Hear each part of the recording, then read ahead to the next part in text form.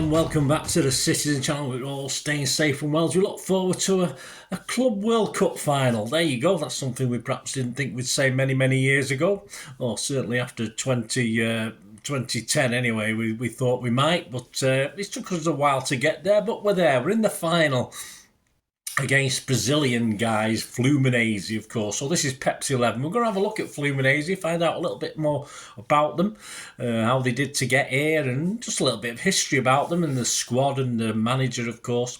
Of course, we play them on the 22nd of December 2023 at the King Abdullah Sports City Stadium. This is on TNT Sports, and where I've been watching it on FIFA Plus. Yeah, it does say you have to register, but it just allows you to watch it anyway, even if you don't register. So yeah, we should be able to watch it, and it's nice to watch something where I'm not on a dodgy stream and it keeps freezing. Much more relaxing. It's too stressful watching City anyway. It's even worse when you're watching it on a stream that's likely to freeze at key moments, but there you go. So we'll have a look at that today on Pepsi 11, this match preview. Please, if you are new to the channel, push that subscribe button, push the bell notifications, everything City, past and present of course, and forward looking as well. Great to have you on board. Lots of different things on this. I call it a vlog magazine. Yeah, as I say, it's that's why it's called Citizen, which is of course a non-starter back in the day that I tried to get started with City. But hey, that's another story. So join me, please. Give us your likes, guys. Give us your thumbs up. Much appreciated. Great to hear from you as well. Your comments on this, your thoughts on this, your thoughts on my Pepsi 11 that we'll get to in a moment. That'll be great. So fantastic. And I do have a little movie and TV channel as well, so all part of the package. So if you like films and TV, check some of that out. I try and inform and entertain on there as well. Right, who are Fluminense? Widely regarded as one of the biggest clubs in Brazil now, and play their home games at the iconic 78,000 capacity Maracanã in Rio de Janeiro. They're the oldest club in Rio, having been formed in 1902. Despite that, they've only won the Brazilian National Championship 4 times, which there's a lot of clubs won it more than they have. The home kit colours are instantly recognisable throughout the world, playing in what is classed as a deep garnet red. I have no idea what that is. Green and white. Their matches with Flamengo are mostly considered the greatest derbies in Brazilian football. Well, not in football in general. We got the Manchester derby, haven't we? How they got to Saudi in the first place? Well, winners of the 2023 Copa Libertadores, just like City with the Super Cup, the Brazilian side won their elite continental competition for the first time in 2023. They beat Argentine giants Boca Juniors in the final. Heard of them at the Maracanã earlier in December. They qualified for the final of this with wins over Argentinian side Argentinos Juniors, Paraguayan club Olimpia, and fellow Brazilian club Internacional. That came following a top place finish in the group ahead of River Plate. In the league, they've not been great this season. They finished 7th in the Brazilian Serie A. They collected 56 points from 38 games, winning 16, drawing 8 and losing 14, and they were knocked out of the Brazilian Cup in round of 16. Key players, well, they're an interesting mix of talent, young and old, and I do mean old when I say old, which means a heady mix of enthusiasm of the youth, and let's say experienced. I call it canny. That's a word we would probably call it for South American teams and certain players. Canny play by the more experienced heads. Marcelo, of course, who's the one most recognisable to everyone. I do not like this guy at all. I don't want him to be smiling at the end of this game. He plays normally at left back, but does get a sort of roaming license to a license to roam for the team. So yeah, you will find him up on the wing, you'll find him in midfield, you find him everywhere, but yeah, I don't particularly like him as a person. That midfield, they've got a midfield two of Andre and Martinelli, who are the lungs of the team, both young lads, both 22, so fit as fleas, and they have the energy to get up and down the pitch all game.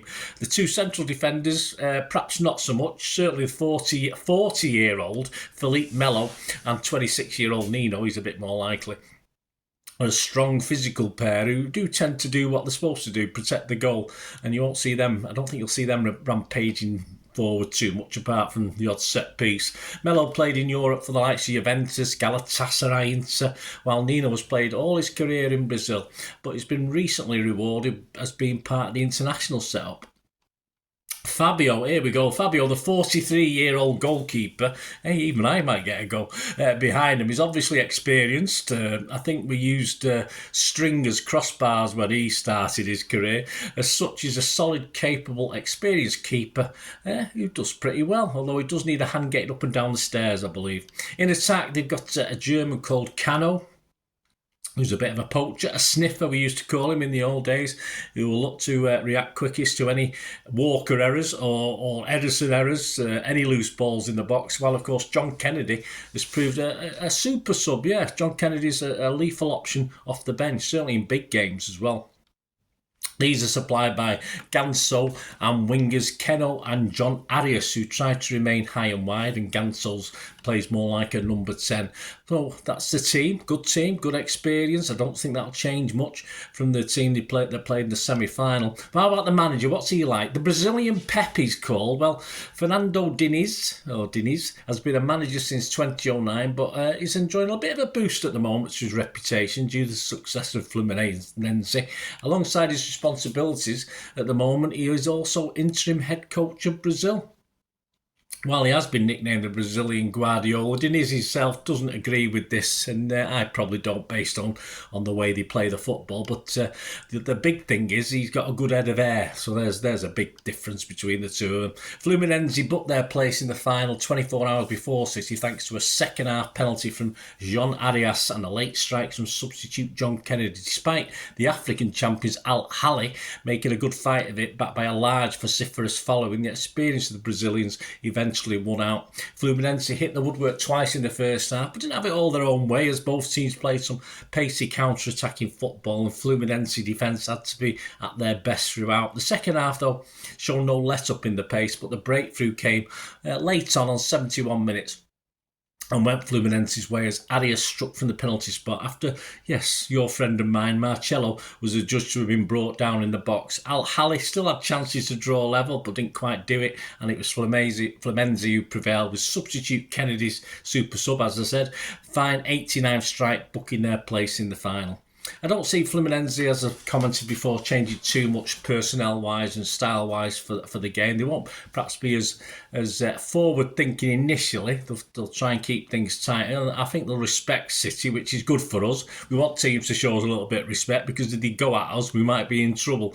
So I think they'll do that. So that'll bring us to Pep's 11, which is the title of this feature, isn't it? Likewise, I don't think Pep's going to make any drastic changes to the team that beat the Japanese outfit the other night. Defensively, will need to be better, I think, than against Urawa Reds the other night. And recently in the Premier League, and still without Haaland and Doku, we'll have to take our chances better when they come. So here's the squad that we had against Urawa. Starting 11 was Edison, Walker, Stones, Akanji, Aki, Rodri, Kovacic, Nunes, Bernardo, Grealish and Foden. On the bench, have a look at who might be playing on the bench in this one. Ortega, Carson, Diaz, Phillips, Alvarez, Gomez, Gvardiol, Bob, Elaine, Suso, Holt, Lewis and Hamilton, and that's pretty much set in stone. There's no guys to come in.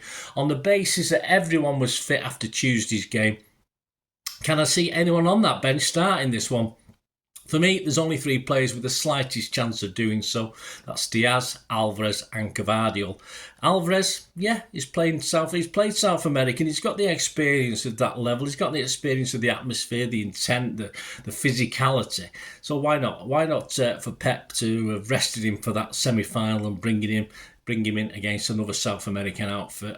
It might be, his experience might be very, very useful, and his skill, of course. Defensively, we have to be better, I think. And of course, Diaz. It's a cup final. Despite recent wobbles, is surely going to start in a cup final. We're not going to leave Diaz on the bench for this one. Gvardiol, he's the one of the 3 that, for me, is least likely. And of course, in the form of Nathan Aki at the moment, and of course, Diaz coming back into defence, I think Gvardiol might miss out. I don't think there's an extra place for him, because I don't think we're going to stick 5 defenders at the back. But of course, that's mainly thanks to Aki's continuing ability to be, for us, although not always for Pep, but the first defender on the team sheet. So I think at the end of that, my conclusions are a maximum of 2 changes. So this is my 11, guys. Please let me know your thoughts. Edison, Walker, Stones, Diaz, Aki, Rodri, Nunes, Bernardo, Grealish, Foden and Alvarez. And despite a good Kovacic showing against Urawa Reds, I feel Nunes will offer a little bit more quality in and around the box, and Bernardo will perhaps drop a little bit more defensively, as well as joining the attack as and when. Diaz has to come in for Akanji for me. I don't think Akanji played particularly badly the other night, but I want him, Diaz and Ake and Walker to be far more defensive unit. I don't really want Walker marauding up that right wing. I want him to stay back with the pace that Fluminense have got. With Stones and Bernardo supporting perhaps a deeper start in Rodri as he did against the Japanese outfit. Yes, Rodri started quite deep that game, and I expect something similar where he's picking the ball up from the back and bringing it forward. With Nunes, Foden and Alvarez, basically doing the old switcheroo up front in and around the box, with perhaps Grealish getting another chance. This is Pep. I think Grealish will start, although I wasn't overly impressed with his game against the Urawa Reds. I think Grealish will obviously hog that left-hand side and hopefully be given permission to try and take a player on or two, which is going to be vital if we're going to win this one. So there you go, guys. That's my thoughts. Let me know your starting 11s. Let me know what you think of it. It'd be great to hear. My prediction for this, well, yes, I'm going to be probably a little bit negative. I think it's going to be a tense affair. I don't particularly think City have got the players to score 2 or 3 goals unless things open up. We struggled for a long time against an okay team in the Japanese outfit, but we did struggle up top without players like Doku and Haaland around to create those chances. So I can't see it being a goal fest, but I can see it being a very tense affair. If we do go a goal behind, it may be I'd rather go a goal up and see what happens, but because we know these South Americans, once you go a goal ahead, the cramps start, feigning injury and all the usual machinations of South American football come into it. So I think we've got to be positive and try and get in the lead. But I can see this, my prediction, I can see this ending up as a 1-1 draw in normal time. I don't think there's going to be lots of goals unless someone scores early. If someone scores early, it'll be a totally different game, but I can't see it, and I think I'm going to put City to win on penalties. So I am going to be positive that we're going to win it. I'm going to be the World Club champions by Friday night, but I'm going to go 1-1 and City to win on penalties. Let me know what you think, guys. So that brings us obviously to the odds, basically on the game. Over 90 minutes as at the 20th of December 2023. City are 4-11 in the place, but generally 3-10 on to win this. Not very generous for me. A draw is 9-2, but generally 4-1. So again, if you look at that, that's an option for me. Anyway, as I said, 1-1 in 90 minutes. And Fluminense, well, 10-1 in places to win this. So if there's a Fluminense fan who likes a bit of a flutter, I wouldn't be putting them off putting a few quid on that, to be honest with you. Generally 17-2, but as I said, you can get 10-1. And to lift the trophy, just ridiculous odds for me based on what I've seen of Fluminense and City recently. To lift the trophy, City are a ridiculous 1-6 on.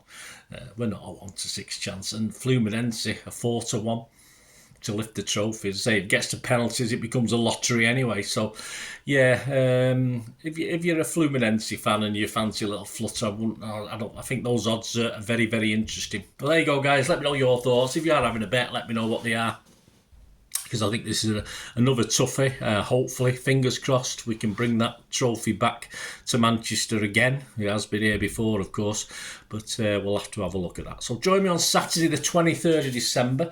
There'll be a shortened version. I'm watching this game on Friday, and I have to work Saturday morning up early, so I'm going to struggle. I won't be able to get the player ratings or a talking point show out, so I'm going to do a combined one, hopefully for Saturday morning. I do have some family and work commitments, which are limiting it, but hopefully sometime on Saturday morning, if not sometime on Saturday, I'll have a combined shorter version of a look at how we won that World Trophy, of course.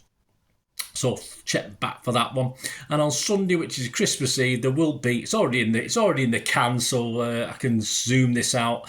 On Sunday, Christmas Eve, there'll be an Everton versus City Premier League year special, looking back at our first match up at Goodison. Went reasonably well, and more recent ones. I'll have Christmas Day off, guys. I might do a little bit of an hour or two of just maintenance, computer maintenance and swapping. I've got 2 laptops at the moment. I need to swap one to the other because one's playing up a little bit and the other one's okay. So a little bit of maintenance on Christmas Day. So you can have a break from me anyway on Christmas Day. And then I'll be back on Boxing Day, of course, with Pepsi 11 for the match preview for the Everton away match on Goodison. And on the morning of the Everton game, the final of my tributes, because it's the last one, the last game they've covered, King of the Kippax, It's a Fix, the last one for the Everton preview. So please give us your support for that one and share the love for Dave and Sue and all the team at King of the Kippax. So that will be the final. Well, you never know, do you? You can never say never. It's a fix as far as that's concerned. There will be other things coming up over the next few weeks, months, years on King of the Kippax, little specials I'll be doing just to continue the tribute. One called King of the Kippax, the interviews. So yeah, you might guess what that's about, but that'll be a little special that'll be included in my city history vlogs from now to whenever I don't do them. Anyway, guys, hope you enjoyed that. Thanks for watching. Hope to see you, as I said, on Saturday and over Christmas time. So, and yeah, I've done some reviews on Christmas films as well, guys. So have a look at that if you're interested in that. So what you might want to watch over Christmas. So check that out recently. Thanks for watching, guys. Until we meet again, well, that's one thing, don't I? Please stay safe, Blues, and come on, City, bring it back, guys. Thanks for watching. Bye for now.